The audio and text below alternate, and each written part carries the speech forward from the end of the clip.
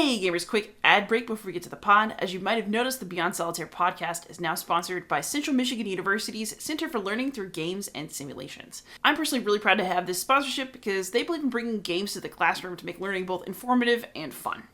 One part of CLGS's project is to publish peer-reviewed, academically sound board games that are indeed both fun and informative, and I want to make a quick announcement about a couple of those. Their first successful Kickstarter, Monumental Consequence, has now opened pre-orders, so if you go to the Kickstarter page for Monumental Consequence, designed by Mary Beth Linney, you can pre-order it there. If you want to hear more about the game, I actually interviewed Mary Beth Linney on a previous episode of this very podcast. I also want to announce an upcoming Kickstarter game for you to look out for. There's not a release date yet, but I will be having the designer on this podcast for an interview, and that is Professor Scout Bloom's Rising Waters, which is another game you'll be hearing more about in the near future. Thanks for listening, and let's get on with the show. Hey gamers, this is Liz Davidson from Beyond Solitaire, and this week on the pod, I have a very special guest. It is Talia Rosen, who is the designer of the upcoming game First Monday in October. How you doing, Talia? I'm doing great. Thanks. Happy Sunday. Yes, we are recording on a chill Sunday morning, and tell us about your day job first, since you're a fancy lawyer. Not a fancy lawyer, but a lawyer. I accidentally went to law school in 2004 and worked at a Wall Street law firm for a couple years. Did not survive that too long, and then fled to the nonprofit world, where I have been a lawyer for PBS, the Public Broadcasting Service, for the last 12 plus years, which has flown by, and I love it. I mean, that's amazing. And you also have a game that's forthcoming that is related to your legal life, at least I assume so, because it's about the Supreme Court. So how do we get from lawyer for PBS to designer of a Supreme Court game? Well, that is a very long story. I'm not a litigator. I've actually never been to court. I do sort of contracts and other sort of more behind the scenes type of law, so media, telecom type of law. But I've always been fascinated by the Supreme Court. I think many Americans have. It's just such a strange and interesting institution that's incredibly powerful. And so the story of how I got to that game is a long and winding story. It starts back in 2009 when I moved from New York City to Washington, D.C., and weaseled my way into a game group with Jason Matthews and his friends who live in the DC area. And I had learned about that game group from Board Game Geek back in 2007, 2008.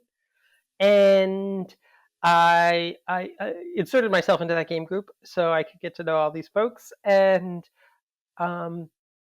ended up playtesting some games with Jason Matthews, particularly 1989 Dawn of Freedom, I think is the subtitle. I've been a huge Twilight Struggle fan for a million years, and after one of the playtesting sessions,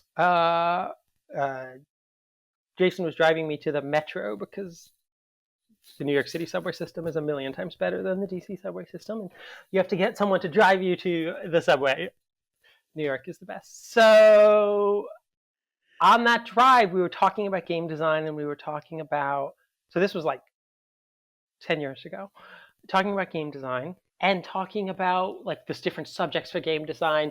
And he sort of mentioned that he'd always wanted to, but had never been able to find the angle for designing a game about the Supreme Court.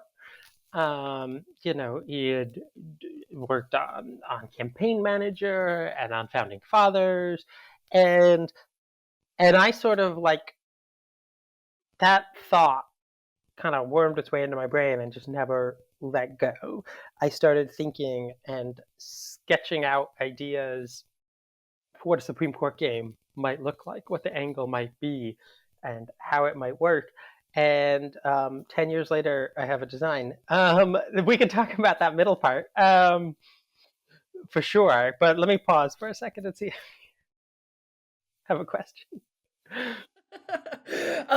Well, I guess I actually am interested in the middle part because is this your first design, or did you have to design a couple of games along the way until you reached the point where you're at Oh no, this is with your this is the Sunday? first design. Yeah, I always swore I would never design a game. Like back in the early 2000s, I would always get that question. It feels like, especially from non-gamers, when I would talk about my hobby, they'd be like, "Oh, when are you going to design a game?" Or my family would be like, "I'm never designing a game. That's too much work. There's too many good games out there. Like Renekinitsia's got it figured out. Like I don't need to design a game." Um, I'm like, don't want to play the same thing over and over and over again. And so I definitely did not intend to design a game.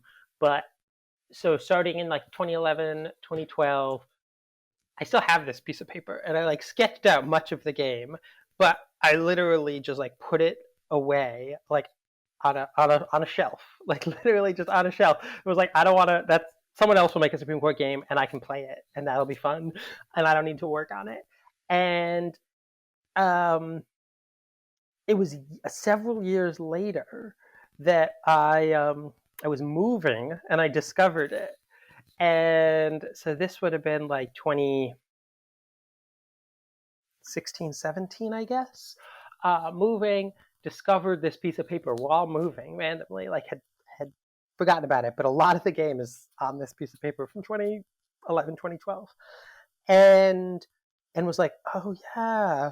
So I thought about it a little more, and then I got to my new apartment, and then I put it on a shelf again, and I was like, I don't want to do that. That's too much work. But that time, it wasn't as easy to like put it away. Um, and it kept kind of like bothering me and bothering me, and then it was 2018 maybe, learned about Wingspan and Elizabeth Hargrave, and Jason knew Elizabeth, and then she was profiled in these like in the New York Times, and I was like, oh wow, I can do that. She went from ornithologist to like to bird game maker. I can go from lawyer to law game maker. That's a thing I can do. And we were a few months out at that point from the gathering of friends, which is a small like industry convention, and that I wormed my way into years ago. And so I just like whipped together a prototype. That was the scariest part, was going to like Target and getting some poster board and like a Sharpie and some index cards and like putting pen to paper like for real. That was terrifying because it was like, oh, now it's like a real thing. And so I brought it to the gathering. This would have been 2019, I believe, if my math is right. It could be 2018, 2019, I think, April. Um, and I was hoping everyone would hate it and I could go back to playing other people's games rather than like designing a game, which is too much work. And I got so much great encouragement from folks in the industry, like designers and developers and publishers. And ah, that meant I had to keep going. So I spent the next 6 months like heads down, like that summer of 2019, working like crazy on this game, bringing it to some like Break My Game events at the amazing game store in DC, Labyrinth, bringing it to just all sorts of different things. So like strangers could just kind of like bash it against itself and see what happened. And yeah, and then it was probably about 6 months later in 2019 when I brought it to Jason, and I was like, "Hey, you remember like 8 years ago when we talked about a Supreme Court design?" He was like, "No." I was like, "So I did it. Will you be the developer for it?" And then I showed it to him, which was also like the second scariest part after buying poster board, and he agreed, which was amazing, and has contributed immensely to it. And we've had a great sort of push and pull because he's definitely more of like a historical gamer, and I am more of like a Euro gamer, like a cube pushing, loves K-list kind of Euro gamer. And so like how much to like be true to the history and how much to focus on balance has been like a great sort of like push and pull as we figure it out. And I think we found a good middle ground. But at the end of the day, it is definitely pretty focused on like balance. I joke in one of the things one of the designer diaries I'd written that like I did not want this joke only makes sense to huge Twilight Struggle fans, but like I wanted people to come to the game and not have to be warned about like De Gaulle or Nasser or like some card that's in the deck that's gonna like remove all their influence from like one particular place. Like, don't go to France because like you're gonna like in the first 2 turns because it's pointless. That sort of thing. Um, so it's a like backed off of the historicity, I guess, by like ensuring there's like the same number of cases for each of the 4 judicial philosophies in each era, even though like that's not like totally historically accurate. And like also the justices, there's a huge deck of 57, 59, 57 justices, and they all sort of pull the judicial philosophies in different directions, but they balance to 0. Now you remove a few randomly at the beginning of each game, but like so the Euro gamers like still live strong in me, even though the theme came first completely. And the last thing I'll say on this question, I don't remember what the question was, but is that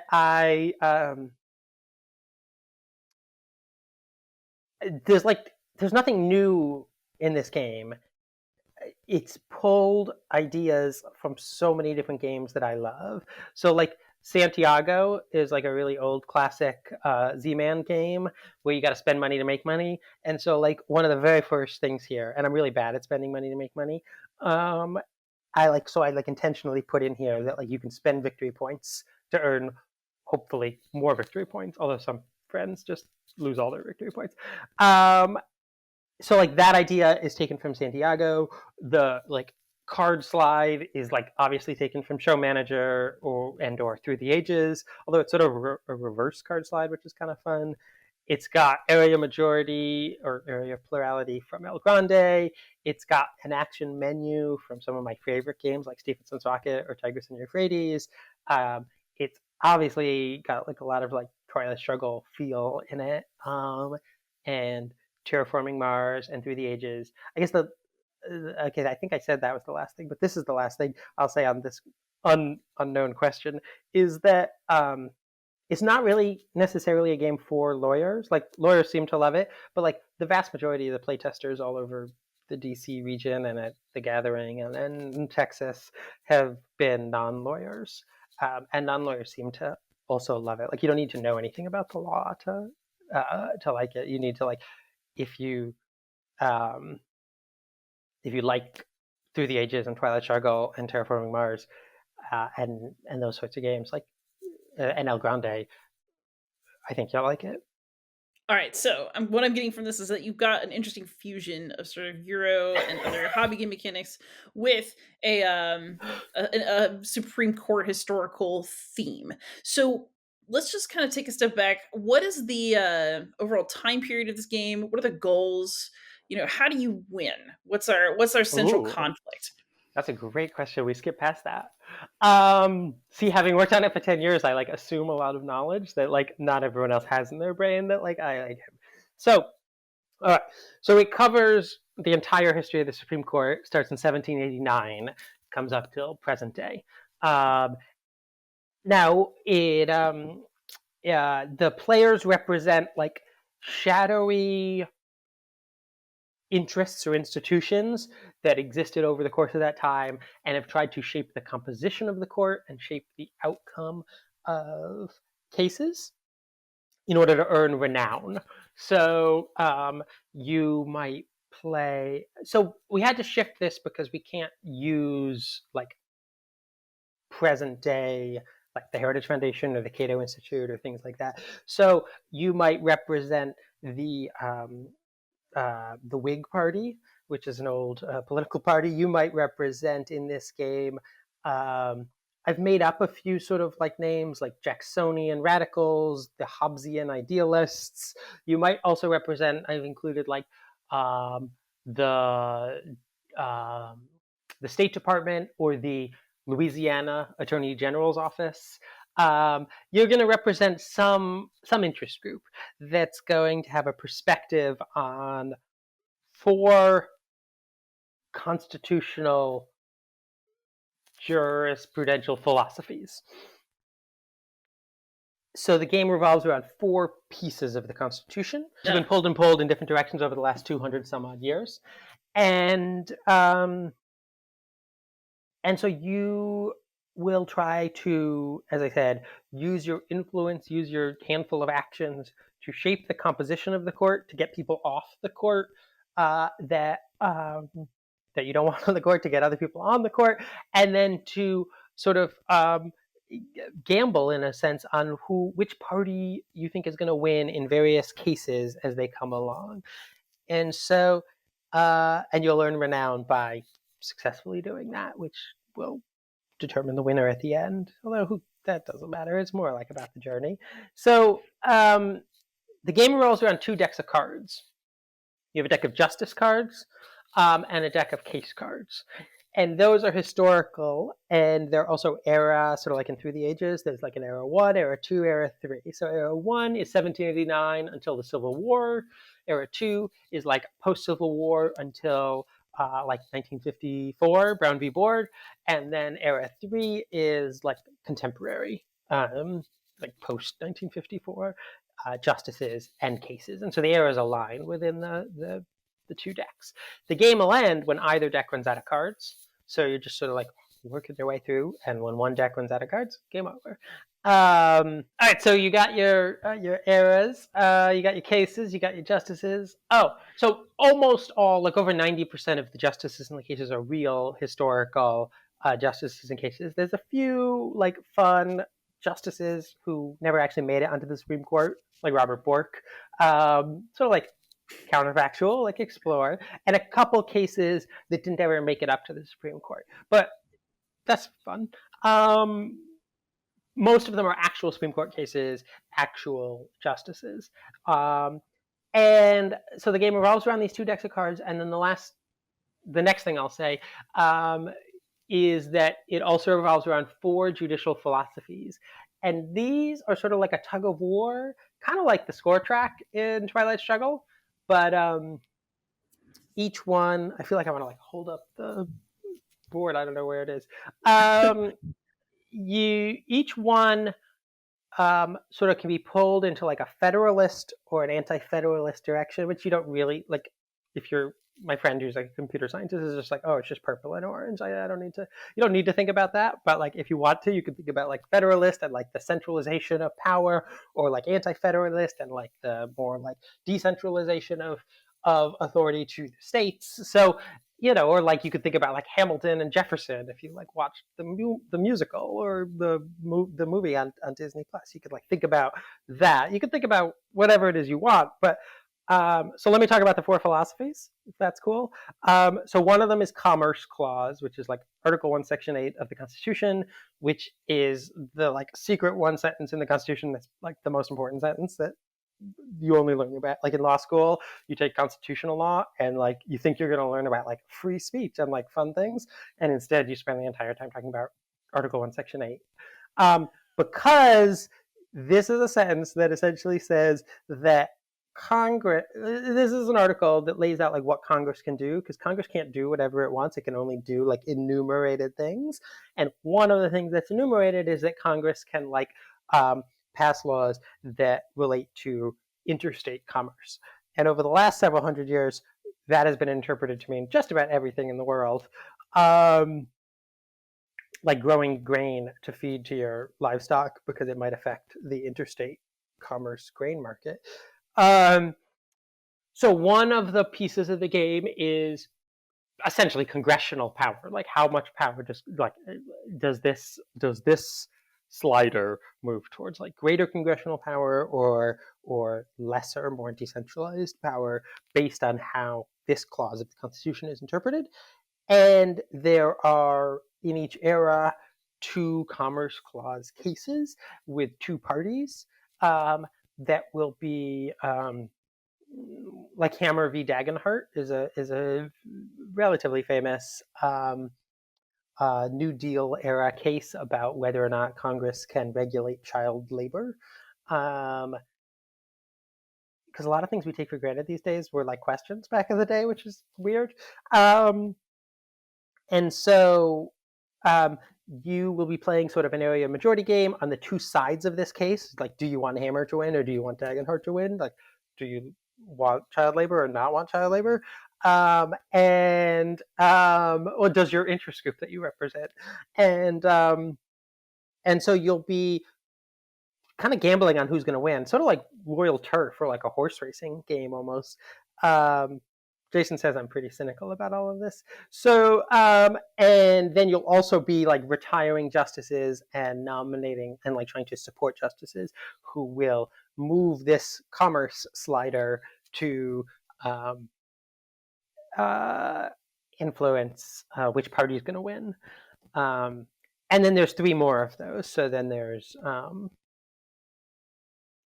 uh, free speech, um, which is a really interesting one because if you don't look at history, you may not realize that the free speech clause of the First Amendment was interpreted as not allowing very much until the last few decades.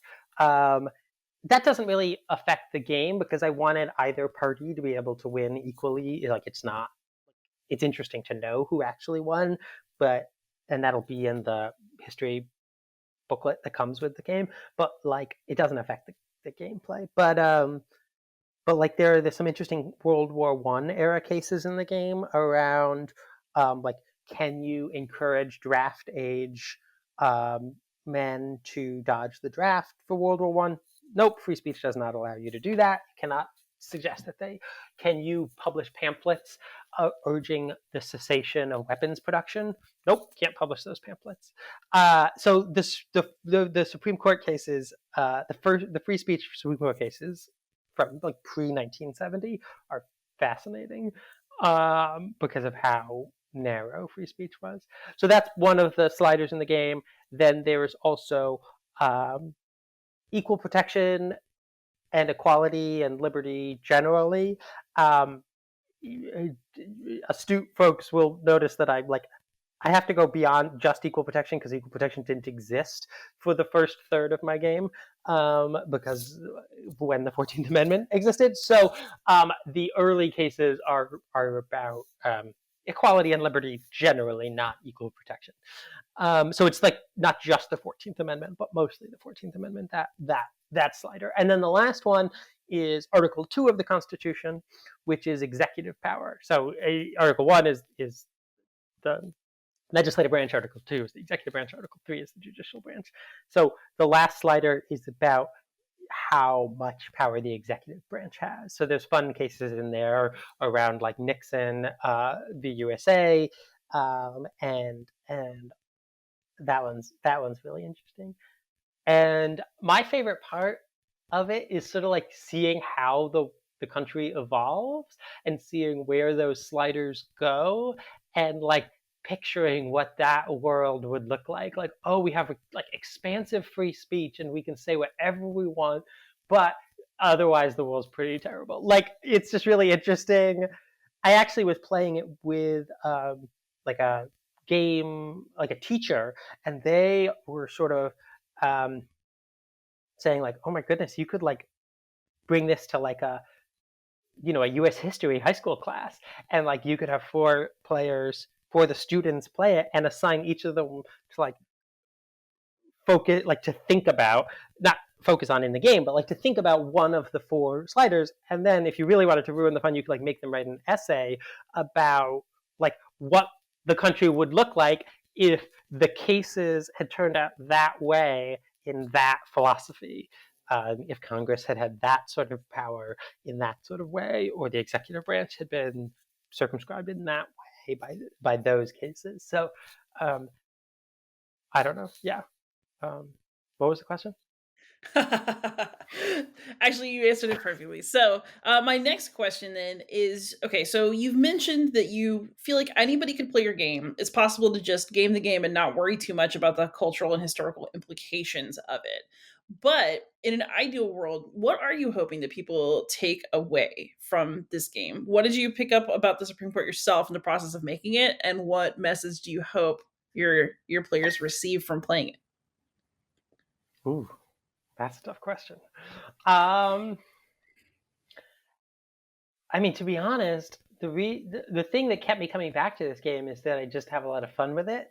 Um, I as you sort of alluded to earlier, like I kept wanting to quit the process of designing a game because it's too much work, and like my shelves are literally overflowing with like amazing games that people keep making. So like I want to play those, but like this game just would not leave me alone over those years, and like just kept wanting to go back to it.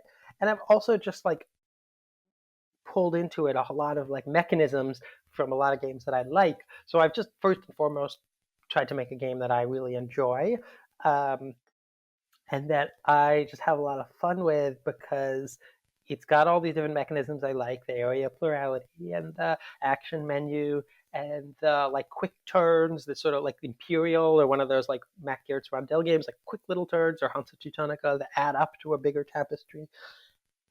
It's got all these things I really enjoy, and then it also tells a story over the course of the game that like can be really entertaining, really kind of interesting, sometimes kind of silly. And I used to really like back in the late '90s, early 2000s. I really liked um, sort of the like relatively themeless Euro games and just the mechanisms of them and the puzzle of them. And then in like 2009, 10, 11, I fell in love with Through the Ages, Twilight Struggle, Antiquity, War of the Ring. War of the Ring is the one I sort of say is my favorite now, although it's hard to know.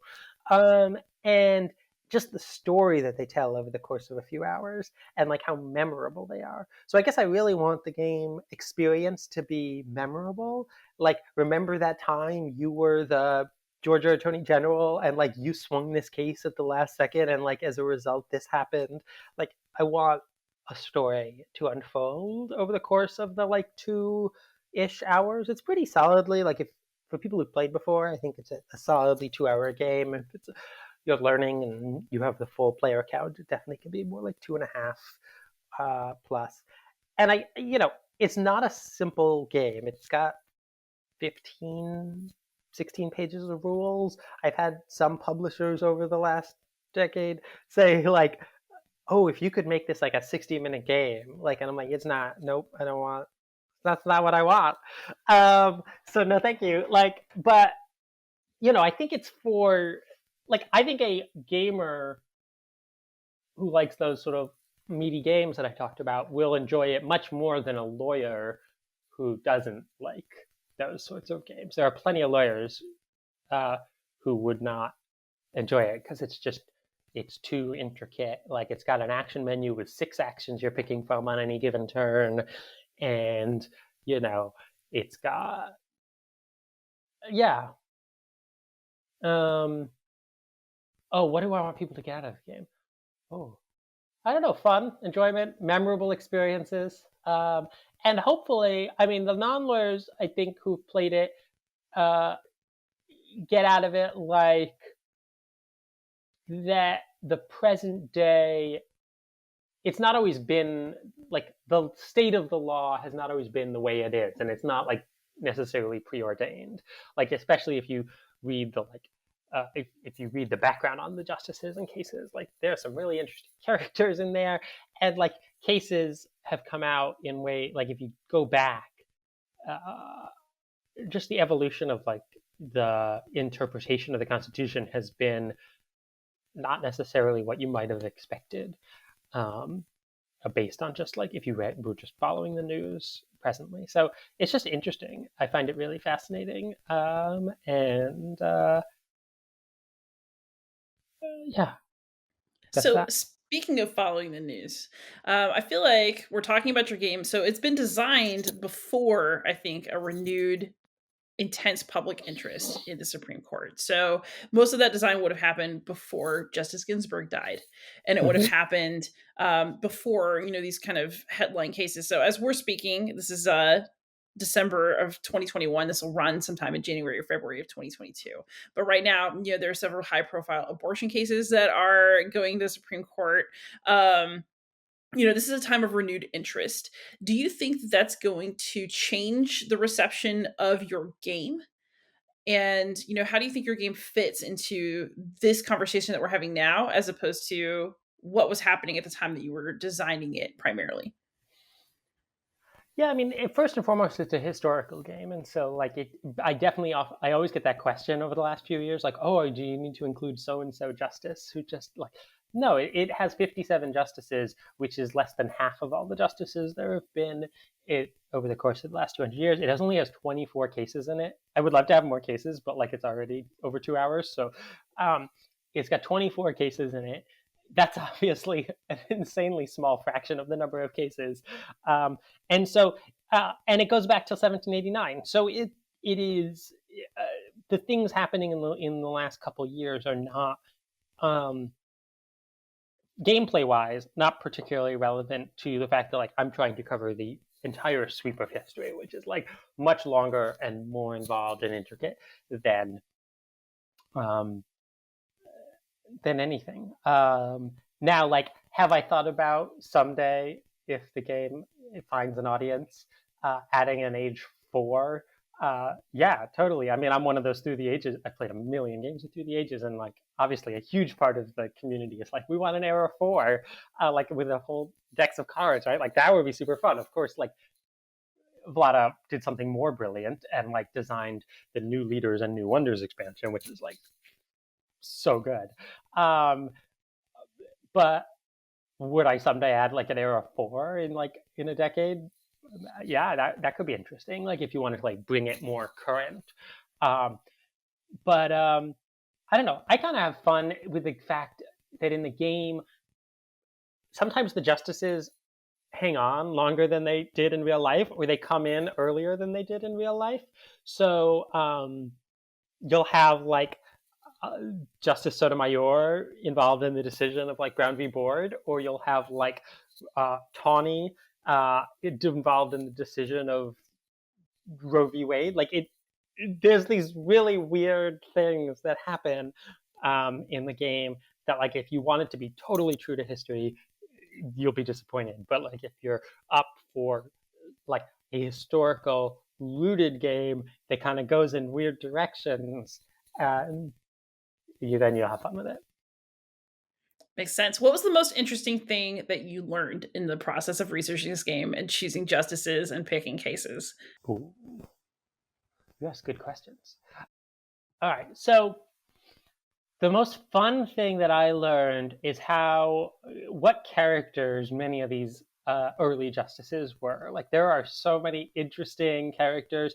There's one who was the lieutenant governor of Virginia and traveled to Maryland to kill someone in a duel because duels were not legal in Virginia and they were legal in Maryland. Like what?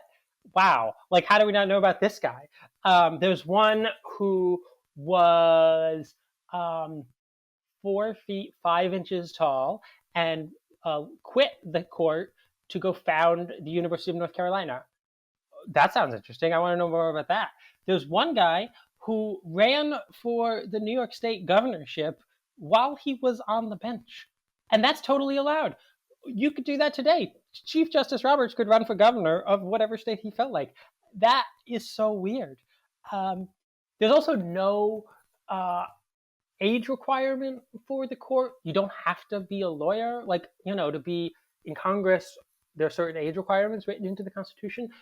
You could put a 12-year-old on the court. Like that doesn't happen. But there have been some young justices and some really short-serving justices. Like there was one who was only on the court for like 180 days, 183, 187, something like that.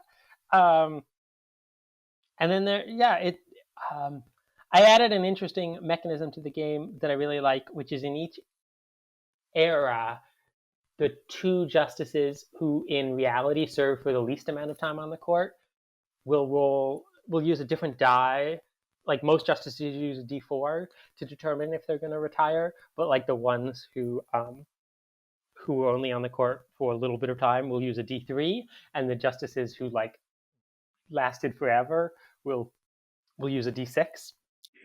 And I enjoy that because like it doesn't mean it's gonna like play out that way in the game, obviously, but like it adds another little flavor to the justices. So like I think learning about these people and their wackiness was my favorite part, and inspired a little bit by Wingspan, which has like really interesting little flavor text at the very bottom of each bird. My hope is that each justice will have flavor text that I've already written about that justice and some little factoid about that justice that is kind of entertaining and adds a little color to that justice. And I'm hoping actually that flavor text, I don't know, is like bigger and more like in your face than in Wingspan, where it's like pretty small and easier to miss. But like I like that flavor text, and it gives the justices like humanity in a way that I find interesting. And what you left out? Oh, so much. Well, so many justices and cases, like particularly cases, like there are so many huge cases that are missing. Um, and then also different actions, like it's an action menu of 6 actions, and there are actions on the cutting room floor. Actually, there's an entire event deck on the cutting room floor. Like I thought about having a third deck of cards, one event driven that would be like actual historical events. That's more of like a Twilight Struggle, obviously, kind of vibe to it, or a campaign manager vibe to it. And an action would have been to draw an event card or to play an event card. And that's gone. The thing that's in its place that I think maybe works better are what are called global effects on cases. Global effects on cases. So here's what that is about. So every case is kind of sliding along the docket, and you are wrestling over the philosophy and the justices and kind of playing a area majority or area plurality game on the sides of the cases. And then eventually the case gets to resolution and one party wins, which will give points to whoever had the most influence on the winning side of the case and such. But in addition, as printed on the card, whether party A or party B wins will actually have an effect on the game writ large because it changes the rule of law. And it doesn't matter if you were involved in that case or you won the case or you lost the case. It might say something like everyone has one more action in the subsequent round, or everyone has one fewer action in the subsequent round. And because it's changing the rule of law for the game. And so those are the events that have gotten in there, or there are some really interesting ones in there. My favorite global effect probably is Miranda v. Arizona, which is the case that established the Miranda rights, which if you watch Law and Order or any TV show, about the Miranda rights that are read to you if you're arrested. That case has a global effect that essentially says that if Miranda wins, it slows down the wheels of justice, and so all of the cases move back on the sort of track, and so you're going to have more time to like have machinations over those cases, and there actually won't be a case scored in the next round because of how everything has been sort of gummed up. If Arizona wins, it speeds up the wheels of justice because there's no like procedural protections anymore and so every case you immediately resolve the case behind it on the track, and every case slides up and is like really sped up. And that a lot of that is in my head, as Jason has pointed out to me. Like most people maybe don't pick up on like exactly why this is happening because of this case, but like all 24 cases have a global effect that in my weird brain like I'll relate back to the actual history of the case's decision, and that is a bit tenuous.